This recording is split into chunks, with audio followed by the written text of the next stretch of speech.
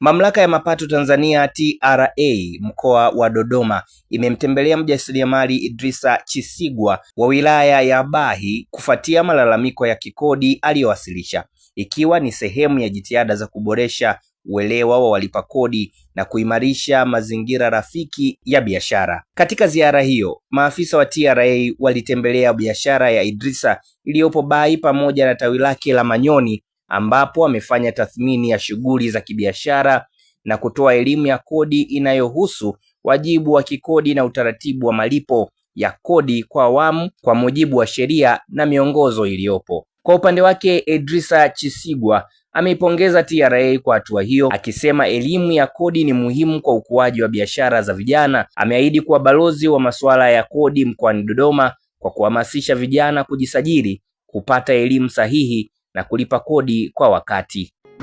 Kwa majina naitwa Idris Akrey Chisigwa, na jishughulisha na biashara ya furniture, yani thamani za ndani.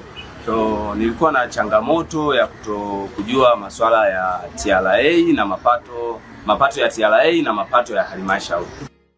So nimetembelewa hapa na viongozi kutoka TRA na wamefika, wamenipa elimu na nashukuru kwa elimu aliyoitoa na kunielekeza, na nadhani mimi nilikuwa nimeshindwa kujua hicho kitu cha mapato ya halmashauri na mapato ya TRA serikalini kwa ujumla.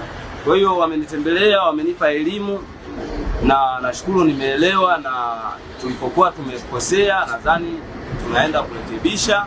So lakini pia nitoe wito kwa vijana wenzangu, vijana wote ambao tunajishughulisha na biashara, tunapaswa kulichangia taifa letu ili liweze kukua kiujumla. Vijana tujisajili, tufike TRA, kwenye ofisi za TRA tuweze kupata elimu, tukadiliwe hesabu zetu ili tuone tunawezaje kulichangia taifa.